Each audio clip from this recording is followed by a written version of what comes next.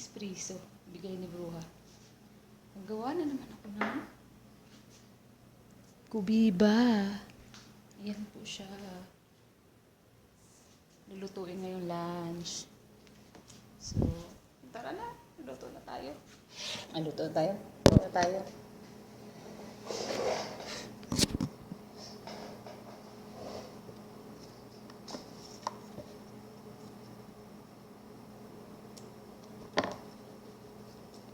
Kahapon, nakausap ko yung mga pinsan ko.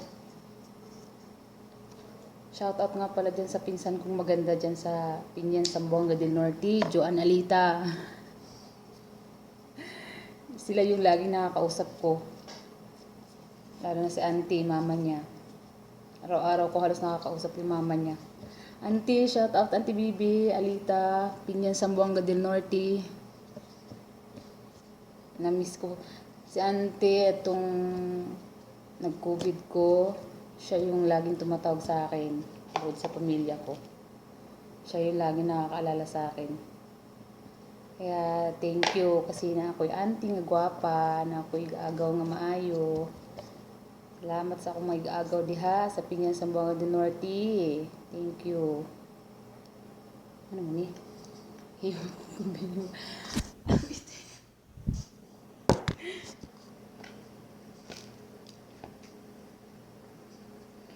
Ano siya guys, kanang dahon sa grapes.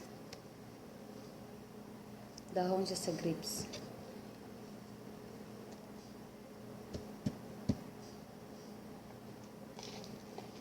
Dahon siya sa grapes, butangan siya og kanang bugas. Timplahan na siya dayon. Gusto na siya himong ana. Mag-gloves man ta ko nya kay ang gloves kuan kanang dugay mahuman ba nya ganun naghugas tala kog kamot. Wala ra pud sa kong amo.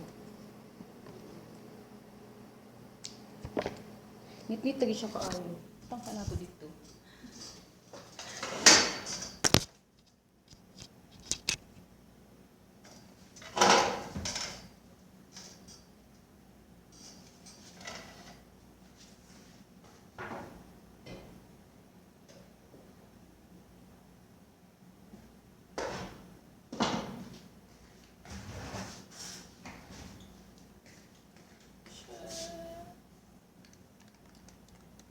Espresso. Parang na rin ako nakapag-Starbucks. Hindi pa ako nakainom ng Starbucks. Baka naman.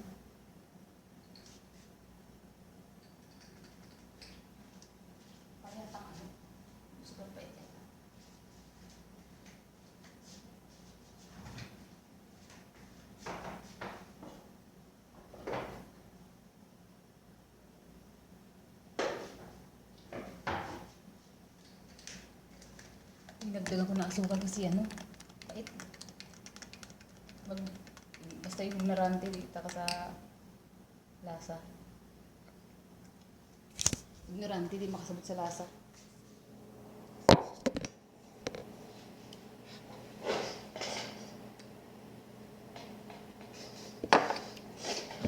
Ganito yung buhay ko sa Saudi guys.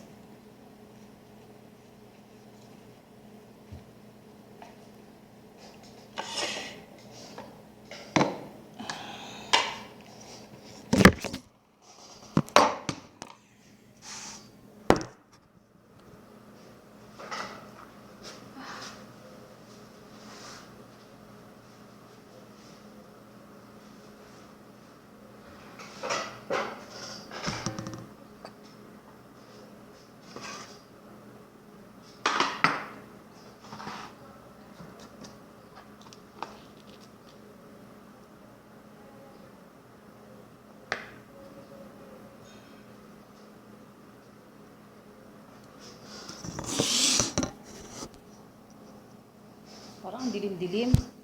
Dapat ganyan.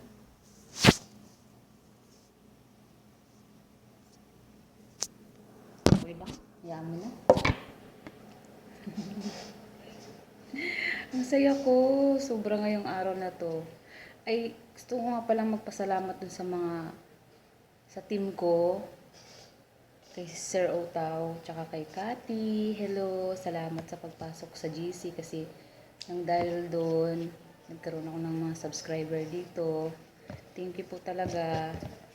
Kayo yung naging daan para magkaroon ako ng mga subscriber sa araw-araw. Tsaka pasensya na kasi minsan hindi ako nakapasok. Kasi nga, yung trabaho ko, mahirap pagsabayin. Pero pag nauwi ako ng Pinas, promise ko yan. Talaga. Full support ako. Team Utaw. Ang hirap kasi ako lang mag-isa. Ay, meron nga pala akong kwento. Yung nabili ko sa nabili ko sa online na yung speaker sa nakaraang sa sinundan itong akong i-upload ko na to. Mura lang pala siya dito. Sobrang mura kasi nag-sale siya. Sa Pinas noon, sa ibang shopping online, is 4,000 dito. Wala pang 1,000. Pinakamura na siya kasi siya nano speaker ng Anker, ang tatak Anker. Ang ganda ng tunog. Tinesting ko siya. Mahina nga lang kasi ayokong naririnig nila sa taas kasi mahirap na.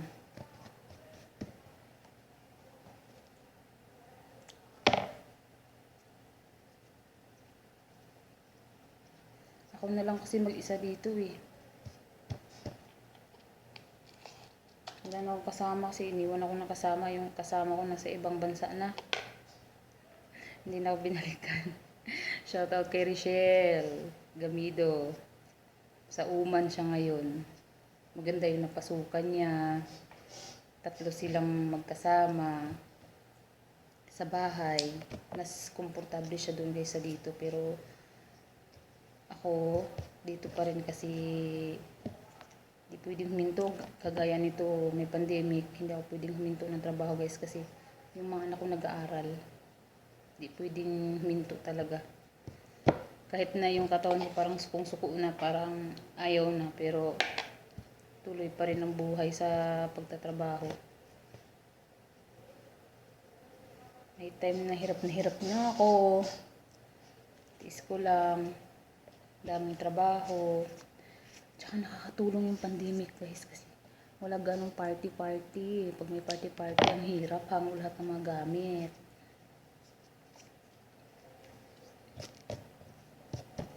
Minamadali ko to kasi pang tanghalian alas 11 pasado na.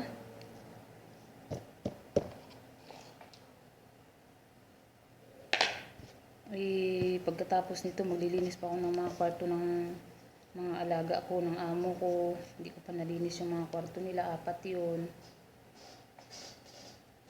Yung kwarto ko hindi ko pa nalinis.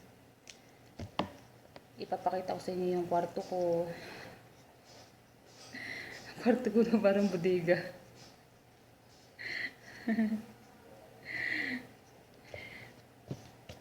Shout out nga pala dyan sa asawa ko, Gary Kalata. Hello, Tay. Araw-araw naman tayo nag-uusap bago ako matulog. Gigising mo lang din. Salamat sa pag-asikaso sa mga anak ko. Kahit minsan hindi tayo nagkakaintindihan. Pero okay lang. Kasama naman yung away sa pagpapatibay ng pamilya Pero wala nang mas maganda pa sa pagkasama ang pamilya. Pagkasama mo ang pamilya. Pagbuo ang pamilya. Wala nang mas igaganda pa pagbuo ang pamilya. Tama po ba ako?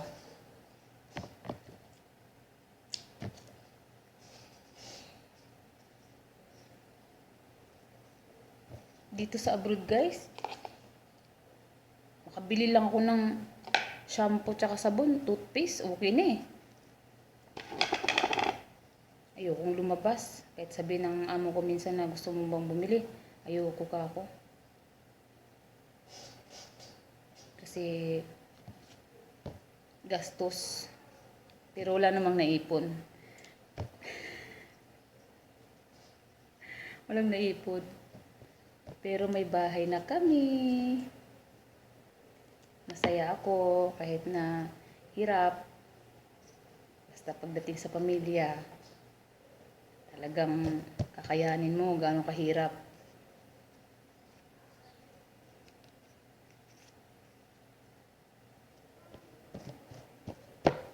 Amo ko nasa taas. Nag-almusal siya. Buwa siya ng sarili niya pagkain dito kanina. Kasi nakita niya busy ako. Pagising ko sa umaga, linisin ko yung second floor sa taas, sala, lahat, banyo ng mga binata, kwarto ng isang binata kasi pumasok na sa trabaho. Tapos pagkaraan nun, lahat map, linis lahat, glass cleaner.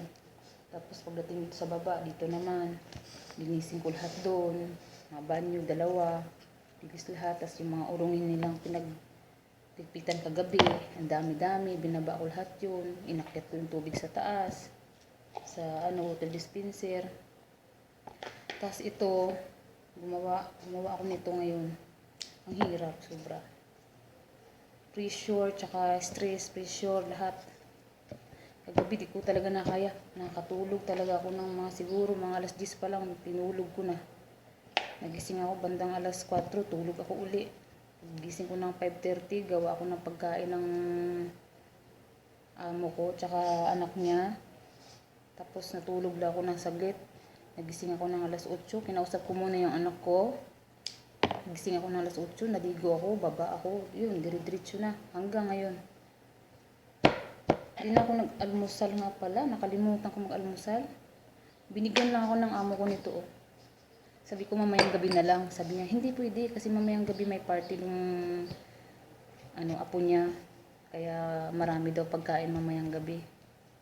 Baka may mga soft drinks daw, hindi na raw ako makainom. Ayun, binigyan niya ako. Ganyan po siya pagka nakita niya na medyo, kung bang nagustuhan niya yung gawa mo, bibigyan ka ng mga ganyan-ganyan sa pagkain, ganun. Ay, siya nga pala, nakalimutan ko. Papakita ko nga pala sa susunod na content ko yung mga binigay ng amo ko sa akin.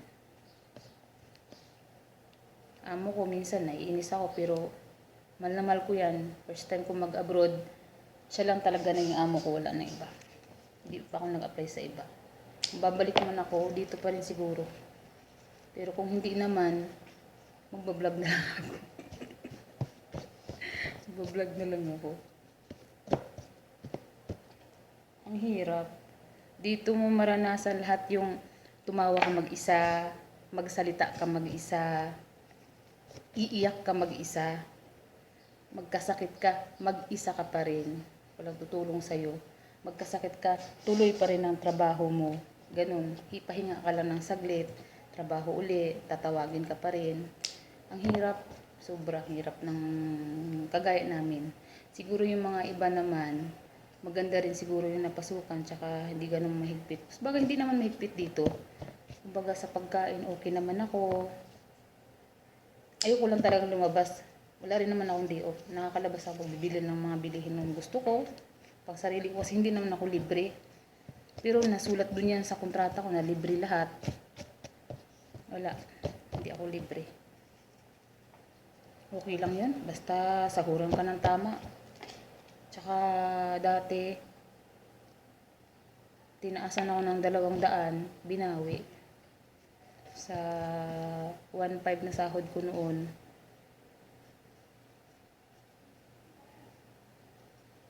dinagdagan ako ng 200, binawi din after 8 months. Pero nag-umpisa talaga ako dito, ang sahod ko talaga is 900 reals.